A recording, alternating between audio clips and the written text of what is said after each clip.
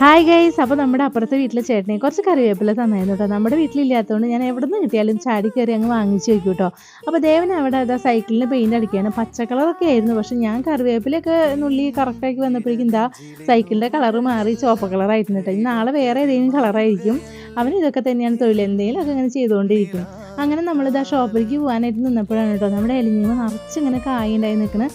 അപ്പോൾ എനിക്കിങ്ങനെ കൗതുകമായി, ഞാൻ അങ്ങനെ ഫസ്റ്റ് ടൈമാണ് കേട്ടോ ഇങ്ങനെ കാണുന്നത്. കുഞ്ഞൊരു അടയ്ക്കൊക്കെ പോലെയുണ്ട്. ഞാൻ എലിഞ്ഞി പൂ കണ്ടിട്ടുണ്ട്, കായ ഫസ്റ്റ് ടൈമാണ് കേട്ടോ. നിറച്ചിങ്ങനെ കുഞ്ഞു കുഞ്ഞു കായകൾ കേട്ടോ.